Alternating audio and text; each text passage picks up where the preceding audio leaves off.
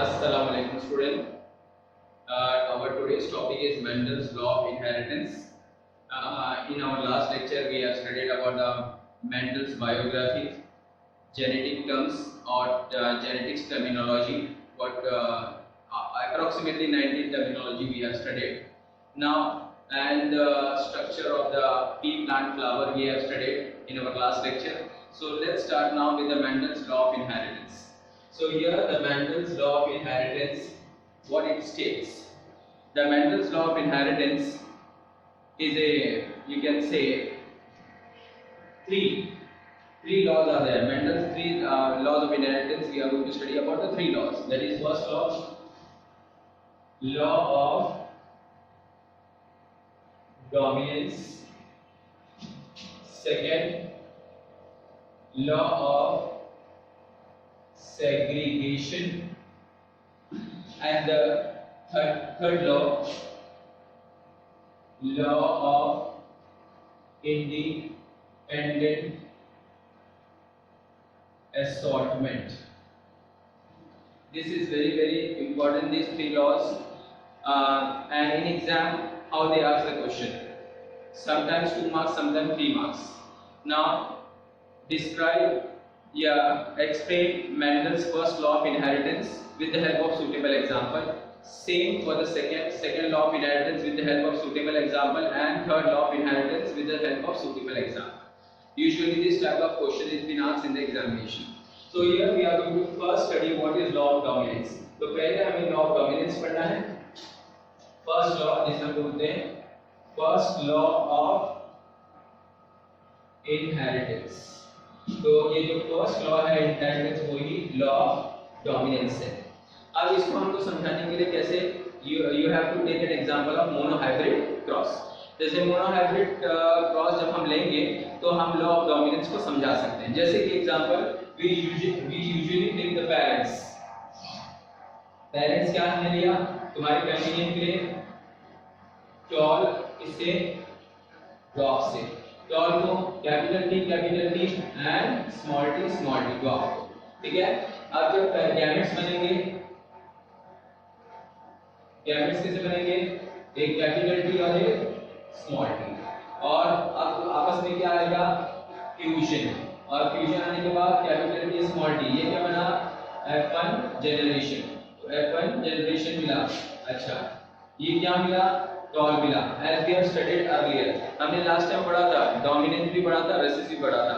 तो जो first law of inheritance है जिसको हम लोग क्या बोलते हैं लॉ ऑफ डोमिनेंस, वो स्टेट करता है those allele which express itself in the F1 generation. F1 generation में जिसने अपने आप को एक्सप्रेस कर लिया वो डोमिनेंट है, और जिसने अपने आप को एक्सप्रेस नहीं कर पाया वो क्या है, रेसेसिव है. यही लॉ ऑफ डोमिनेंस है. बहुत इंपॉर्टेंट चीज है, इंपॉर्टेंट है, आप लोग ध्यान देना. देखो अभी यहाँ पे क्या हो गया कि टॉल हमने कौन सा लिया, प्योर टॉल लिया, और ये भी क्या लिया हमने, pure dog. You know the meaning of pure. Pure मतलब क्या, सेम होमोजाइगस एलील होना चाहिए, और प्योर डॉग में भी सेम होमोजाइगस एलील होना चाहिए. जैसे कैपिटल टी स्मॉल टी. ठीक है. गैमेट्स बने तो आपने देखा कि गैमेट्स जो होते हैं हैप्लॉइड होते हैं. तो पेरेंट्स अगर डिप्लॉयड है 2n, तो गैमेट्स क्या हो जाएंगे, हाफ द नंबर हो जाएंगे, नंबर n. मतलब ये 2 सेट्स ऑफ क्रोमोसोम्स, ये सिंगल सेट्स ऑफ क्रोमोसोम्स, और जब ये सिंगल सेट्स ऑफ क्रोमोसोम्स आपस में फ्यूज होते हैं तो डिप्लॉइडेसी मेंटेन हो जाती है. वापस से डिप्लॉइडेसी मेंटेन हो गई, और मेंटेन होने के बाद F1 जनरेशन क्या मिला, टॉल मिला. अब ये जो है यही बोलते हैं लॉ ऑफ डोमिनेंस. मतलब मेंडल्स ने कौन से प्लांट के ऊपर ये किया था, गार्डन पी प्लांट या स्वीट पी प्लांट के ऊपर इन्होंने एक्सपेरिमेंट किया था, और उन्होंने एक ही चीज नहीं ली थी. जैसे कि उन्होंने टॉल को डॉग के साथ क्रॉस किया, फिर उसके बाद और बोलो अगर, तो इसमें क्या मिला, टॉल मिला, तो ये डोमिनेंट हो गया. ये तो अभी हमने देखा. अच्छा अगर तुम एग्जांपल ले लो, terminal flower cross with axial flower, तो क्या मिलेगा, एक्सियल फ्लावर मिलेगा. ये दो हो गए. कितने ऐसे लिए थे कैरेक्टरिस्टिक, 7 दिए थे, सातों में उन्हें ऐसे ही मिला. तीसरा मॉडल जल्दी से, 1 ये 2 ऐसा एक 3-4 हम कर देंगे और देन यू कैन अंडरस्टैंड। चलो बोलो कलर ऑफ द सीड का कलर जो था येलो था और क्रॉस किससे किया गया, सीड का कलर जो है वो ग्रीन था, तो क्या रिजल्ट मिला, येलो। इसका मतलब येलो डोमिनेट हो गया, एक्सेल डोमिनेट हो गया और टॉल डोमिनेट हो गया। एक और ले लो, चलो अभी क्या लोगे, pod, inflated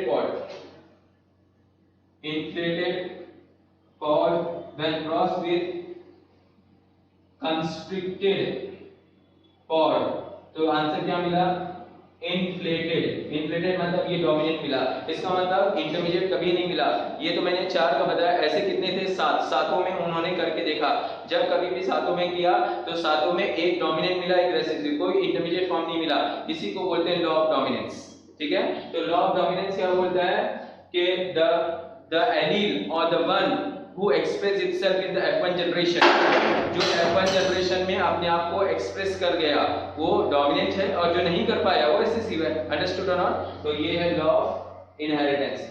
The one who express, again I'll repeat, the one who express itself in the F1 generation, किसने अपने आप को एक्सप्रेस किया, कैपिटल टी ने। कौन अपने आप को एक्सप्रेस नहीं कर पाया, स्मॉल टी। तो इसका मतलब कैपिटल टी डोमिनेंट है और स्मॉल टी क्या है, रिसेसिव है। The one who express itself in the F1 generation is a dominant character and the one who failed to express itself in the F1 generation is a recessive character। ये हो गया हमारा। अब बहुत important चीज इसके बारे में बताता हूँ। Law of dominance is not universally applicable. इसका मतलब law of dominance is not universally applicable. ऐसा क्यों कहा गया? Law of dominance is not universally applicable मतलब क्या, वो ये लॉ रॉन्ग है? रॉन्ग नहीं है, ये राइट है, लेकिन सर्टेन प्लांट्स और एनिमल्स के अंदर। मैं एग्जांपल बताता हूं, जैसे इन्होंने पी प्लांट में लिया, मैंडल्स ने किसके ऊपर लिया था, garden pea plant, sweet pea plant. उन्होंने 7 कैरेक्टर्स देखे, इसमें सातों में उन्होंने क्या मिला, एक डोमिनेंट मिला, एक रेसेसिव मिला। ऐसे ही हुआ हमेशा। लेकिन बाद में जब टेस्ट किया गया दूसरे प्लांट में, इनका जो कहना है, इनका जो लॉ है, जो पोस्टुलेट हुआ था, क्या ये सही है? तो मैंने बताया 3 साइंटिस्ट थे, होलैंड, जर्मनी एंड ऑस्ट्रिया के, every McLeod and MC Kartik, या 3 साइंटिस्ट थे। ठीक है, थोड़ा कंफ्यूजन हो जाता है, लेकिन 3 ही साइंटिस्ट थे from Holland, Germany and Austria. इन्होंने Carl Correns, Hugo de Vries from Holland, Carl Correns from Germany, और एक और साइंटिस्ट है जिनका नाम शेमाक था, वो एक और कंट्री से थे, ऑस्ट्रिया से। तो इन्होंने इनकी फाइंडिंग को वापस से रिपीट किया, इनकी फाइंडिंग को वापस से रीडिस्कवर किया, और जब उन्होंने पी प्लांट में किया तो वैसे ही रिजल्ट मिला। लेकिन जब दूसरा उन्होंने किया, जैसे प्राइमरोज का लिया एग्जांपल, प्राइमरोज भी एक फ्लावर है, और फिर उन्होंने स्नैपड्रैगन एक फ्लावर पे क्रॉस करवाया, और एक फोराक्लॉस मैराविलियस जेलाबा करके प्लांट आता है जिसका बोटेनिकल नेम है। जब इनको क्रॉस किया तो इनमें क्या मिला, डेविएशन मिला, डिफरेंस मिला, लॉ ऑफ डोमिनेंस एप्लीकेबल नहीं रहा। जैसे लॉ ऑफ डोमिनेंस के हिसाब से एक डोमिनेंट होना चाहिए, एक रेसेसिव, इंटरमीडिएट नहीं होना चाहिए, इनमें इंटरमीडिएट मिला।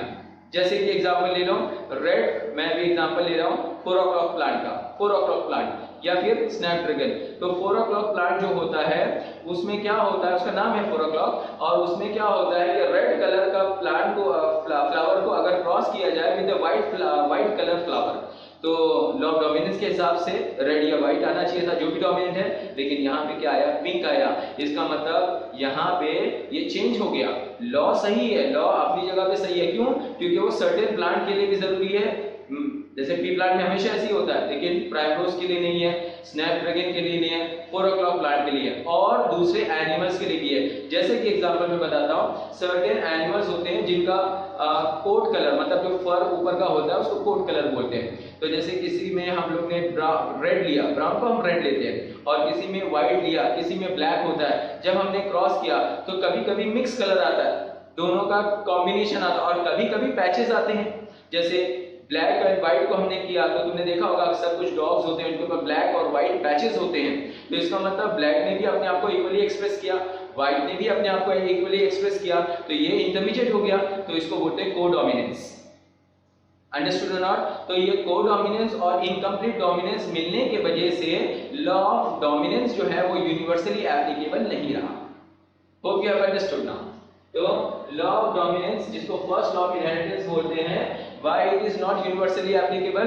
क्योंकि इनमें डेविएशन मिला, इसमें वेरिएशन मिला। क्या देखने को मिला कि कभी कभी कुछ प्लांट्स और कुछ एनिमल्स के अंदर इनकम्प्लीट डोमिनेंस मिलता है। इनकम्प्लीट डोमिनेंस मैं बताना चाहता हूं कि क्या होता है। इनकम्प्लीट डोमिनेंस मतलब क्या?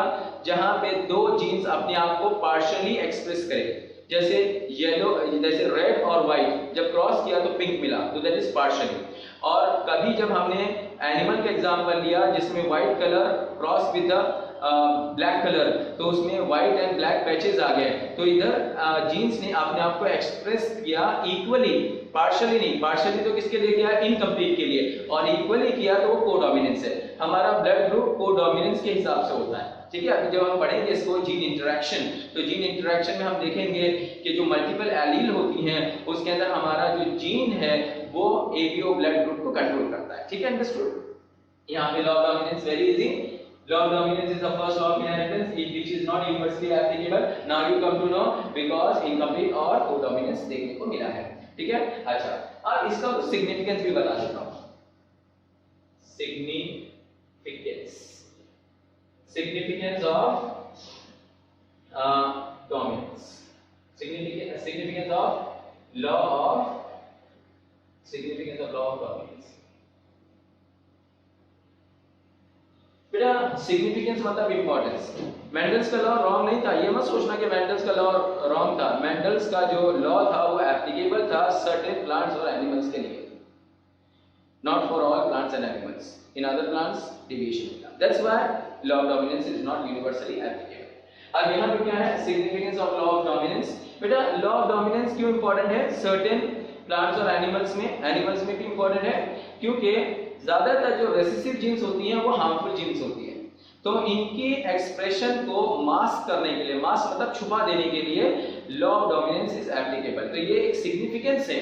जैसे कि एग्जांपल ले लो ह्यूमन बीइंग में, ह्यूमन बीइंग के अंदर एक जीन्स होती है हीमोफिलिक जीन्स, जिसको बोलते हैं ब्लीडर जीन्स, जो कि लैक ऑफ क्लॉटिंग मैकेनिज्म होता है, जिसमें हमारा खून जो 2 से 8 मिनट के अंदर मतलब क्या है, क्लॉट हो जाना चाहिए, क्लॉट नहीं हो पाता और ज्यादा खून बहता चला जाता है, जिसकी वजह से ये इज ए डेंजरस कंडीशन। तो इस वजह से उस ऐसे कंडीशन को बोलते हैं हीमोफीलिया। तो हीमोफीलिया जब किसी पर्सन में देखने को मिलता है तो वो रेसेसिव जीन्स की वजह से होता है।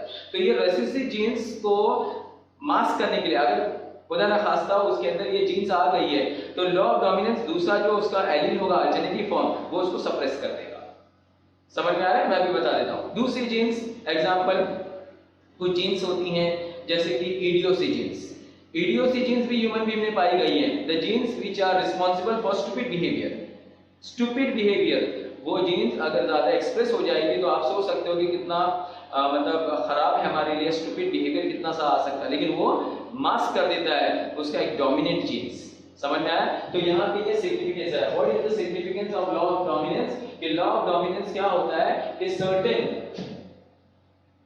certain harmful genes, कौन सी certain recessive, ये certain recessive harmful genes को वो क्या करता है? मास्क। मास्क मतलब उसके एक्सप्रेशन को छुपा देना, ठीक है, जाहिर ना होने देना। तो this is called certain recessive harmful genes are masked by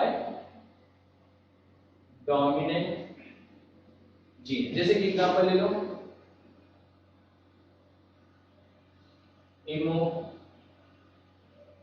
haemophilia, ईडियोसी। पहला हीमोफीलिया मालूम है कौन सा? जैसे एग्जांपल ले लो, ये 2 जीन्स हैं, तो हीमोफीलिया जीन जो है स्मॉल एच हीमोफीलिया के लिए है, तो सामने जो उसका कॉरेस्पॉन्डिंग एलील होगा, कैपिटल एच होगा, जो उसको क्या करेगा? सप्रेस कर देगा। Even though that person is carrying hemophilia genes, recessive harmful genes, but it is not been expressed. Why? Because the corresponding allele will suppress the activity of these harmful genes.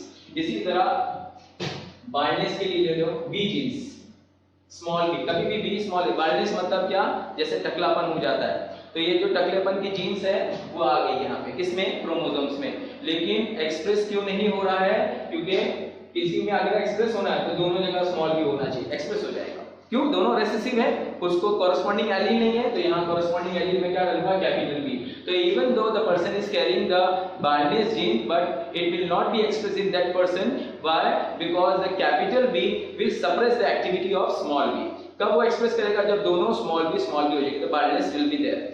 इसी तरह ईडियोसी, I stand for ईडियोसी, तो ईडियोसी रहेगा तो stupid behaviour होगा, person will be very मतलब idiot type, मतलब बहुत ज्यादा नॉनसेंस जैसा होगा, तो वो उसको ऐसा उसका बिहेवियर ना हो, इस वजह से लॉ ऑफ डोमिनेंस क्या करेगा, कैपिटल आर इसका कॉरेस्पॉन्डिंग एलील डाल देगा जो कि उसकी एक्टिविटी को सप्रेस कर देगा, तो ये कहीं ना कहीं इसका भी एक सिग्निफिकेंस है। तो that is significance of the law of dominance is what, certain recessive harmful genes are marked by the dominant genes, तो this is called law of dominance का एक मेरिट है, समझ में आया, तो this is the thing.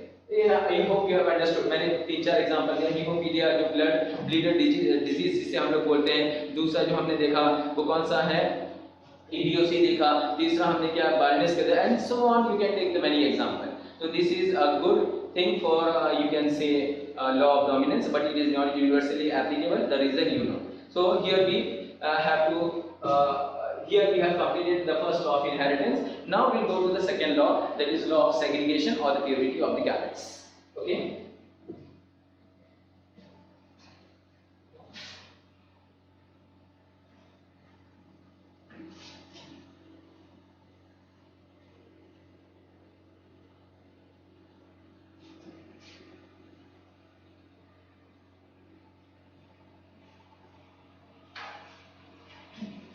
Now second law of inheritance, जरा बताइए what is the second law of inheritance? Second law of inheritance is known as law of segregation, और इसको दूसरा एक नाम है purity of gametes। बहुत इंपॉर्टेंट है second law, this is second law. Second law का दूसरा नाम क्या है, लॉ ऑफ सेग्रीगेशन और also known as purity of the gametes, which you have to remember, और ये लॉ जो है यूनिवर्सली एप्लीकेबल है,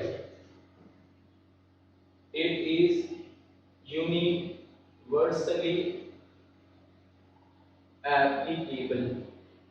अच्छा, एग्जाम में क्वेश्चन कैसे पूछा जाता है, describe second law of inheritance or the law of segregation or purity of the gametes with the help of suitable example।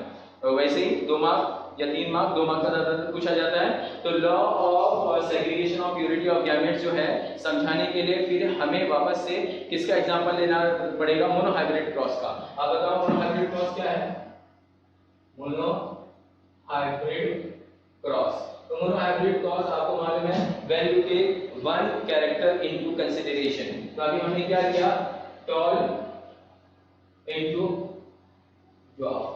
Parents बताओ, P stand for parents, capital T and small t। Gametes बताओ बेटा, capital T and small t। Fusion हुआ, F1 generation मिला, capital T है small t, ठीक है बेटा। F1 आपका F1 में क्या मिलेगा, टॉल मिलेगा। चलो F2 निकालने के लिए क्या करना पड़ेगा, सेल्फिंग या फिर इनब्रीडिंग करना पड़ेगा। सेल्फिंग और इनब्रीडिंग में आपको क्या मिला, कैपिटल T स्मॉल t, यहाँ कैपिटल T और यहाँ स्मॉल t, ठीक है। साइन बना दो, मेल एंड फीमेल की लास्ट में बहुत अच्छा डिस्कशन किया था, करो capital T small t, capital T small t and small t, ठीक है बेटा। तो ये हमें मिल गया F2 जनरेशन, तो F2 जनरेशन सेल्फिंग से या इंटरब्रीडिंग से मिला। तो अब इसको हम लोग कैसे समझाना है, देखो क्या होता है कि हमने प्योर पैरेट से क्रॉस करवाया, ये pure parents, capital T small T gametes बने, फ्यूजन हुआ, capital T small T, tall मिला तो मेंडल थोड़ा सरप्राइज हो गया कि टॉल मिला है, मिलना चाहिए था, उसके हिसाब से हमारे भी हिसाब से एक्सपेक्टेशन ये था कि इंटरमीडिएट हाइट मिलना चाहिए था। तो अब जब ये ऐसे सातों कैरेक्टर्स को उन्होंने चेक किया, पहले F1 ही किया फिर F2 के लिए गए। मैंने बताया था मेंडल्स का सक्सेस क्या है, he started always with you can monohybrid, then पूरा just satisfaction amples of experiment कर दिया, बहुत सारा एक्सपेरिमेंट उन्होंने किया, तब वो डाइहाइब्रिड के लिए गया। फिर जब डाइहाइब्रिड में सेटिस्फेक्शन मिल गया, ऑल द 7 कैरेक्टर्स मिल गया, उनको अप टू डेट रिकॉर्ड रखा, तब वो किसके लिए गए, ट्राइहाइब्रिड। तो वन एट ए टाइम गए and others failed why, because they have taken all the characters at the same time, that's why they were not getting the ratio. तो यहाँ पे आप देखोगे कि मेंडल्स का जो रेशियो है भी देखेंगे 3:1 ही मिलता है, और अगर जीनोटाइप रहेगा तो 1:2:1, which we have studied in our last lecture. तो यहाँ पे F1 जो मिला, कैपिटल टी स्मॉल टी मिला, और F1 में जब हमने सेल्फिंग किया, सेल्फिंग का मीनिंग होता है capital T small T into capital T small T, तो हम इसको इनब्रीडिंग कहते हैं, तो हमको ये मिला। तो मेंडल्स का जब F1 मिला तो उसने देखा कि सातों मतलब 7 ऑल द 7 कैरेक्टरिस्टिक को उन्होंने देखा कि सब में यूनिफॉर्म कैरेक्टरिस्टिक है, टॉल मतलब डोमिनेंट ही सब में मिला। तो उसने क्या बोला कि वो जो दूसरे कैरेक्टर थे रेसेसिव, उन्होंने पता चल गया रेसेसिव कैरेक्टर, और रेसेसिव कैरेक्टर क्या एलिमिनेट हो गए कि हमेशा के लिए चले गए। तो उन्होंने फिर जब F2 जनरेशन को करवा के देखा तो रीअपीयरेंस हुआ, देखो ना, reappearance of the recessive trait. आप ऐसा बोल सकते हो, reappearance of the recessive trait proves the law. कौन सा लॉ? लॉ ऑफ सेग्रीगेशन और प्योरिटी ऑफ द गैमेट्स। अब मीनिंग भी तुम्हें समझा देता हूं। लॉ ऑफ सेग्रीगेशन, सेग्रीगेशन का मीनिंग होता है सेपरेशन। आप देख सकते हो कैपिटल टी स्मॉल टी एक साथ हैं, लेकिन जब कभी भी गैमेट बनते हैं तो वो एक दूसरे से सेपरेट होते हैं। ये एलील है, एलील के अंदर गैमेट्स जो होते हैं वो कभी भी प्योर होते हैं। प्योर मतलब ये they do not mix up even though they are together. जैसे अल्टरनेटिव फॉर्म है, capital T and small T साथ में है लेकिन सेपरेट हो जाते हैं, कब? गैमेट फॉर्मेशन के टाइम में। गैमेट फॉर्मेशन जब हो रहा है, देखो आप देखो गैमेट फॉर्मेशन जब हुआ तभी तो ये आपको क्या मिल रहा है, कैरेक्टर्स मिल रहे हैं। ये एलील है जो अलग अलग कैरेक्टर, देखो टॉल, प्योर टॉल भी मिल रहा है, हाइब्रिड टॉल भी। अगर ये दोनों आपस में मिक्स होते हैं, अगर ये हम आपस में मिक्स, इनको हाइब्रिड बोल सकते हैं, मिक्स क्यों नहीं बोल सकते हैं? क्योंकि मिक्स होना इसका मतलब हमेशा एक साथ ही हो जाना, मिक्स हो जाना, सेपरेट ना हो पाना। लेकिन लॉ ऑफ सेग्रीगेशन क्या बोलता है कि गैमेट्स आर ऑलवेज प्योर। देखो प्योरिटी, प्योर किसको बोला था? जो क्या होते हैं, सेम होते हैं। लेकिन प्योरिटी ऑफ गैमेट्स, इधर प्योरिटी किसके लिए बोला है कि गैमेट एक साथ रहने के बाद भी they segregate, they separate whenever they get a chance, और जब भी और फॉर्म्स अ न्यू कॉम्बिनेशन। तो यहां पे देखो capital T capital T, capital T small T, capital T small T और स्मॉल टी, तो 3 टाइप के मिले।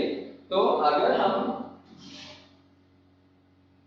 फिनोटाइप लेंगे तो 3:1 है, और अगर हम जीनोटाइप लेंगे तो 1:2:1। जैसे 3 क्या थे? टॉल थे, 1 2 3 ये टॉल थे, 1 क्या था? डॉग था। अब यहाँ पे 1 क्या है? प्योर टॉल है, 2 क्या है? हाइब्रिड टॉल है, और 1 क्या है? प्योर डॉग है। तो इससे ये पता चला कि ये ऐसे जो कैरेक्टर्स मिले, तो ये कैरेक्टर कैसे मिले? अगर ये मिक्स होता, इसका मतलब the gametes are always pure, they do not mix up. Book में दिया है मिक्स दिया है, और द वर्ड दूसरी बुक्स में दिया है, क्या दिया है? दे डू नॉट ब्लेंड। ब्लेंड मतलब आपस में मिक्स नहीं होता। दूसरा वर्ड है या अमालगेट, अमालगेट भी एक ऐसा वर्ड है जिसको मिक्सिंग के लिए ही यूज किया जाता है। The gametes are always pure, they do not blend with each other, they do not mix with each other, they do not amalgate with each other, whenever they get a chance they segregate from each other and forms a new combination. तो मैं यहाँ लिख सकता हूँ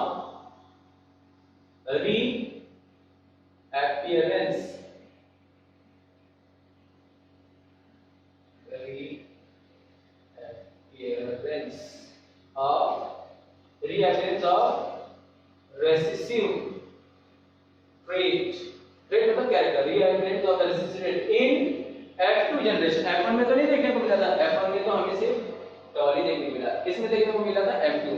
तो rearrangement of the recessive trait in F2 generation proves the law.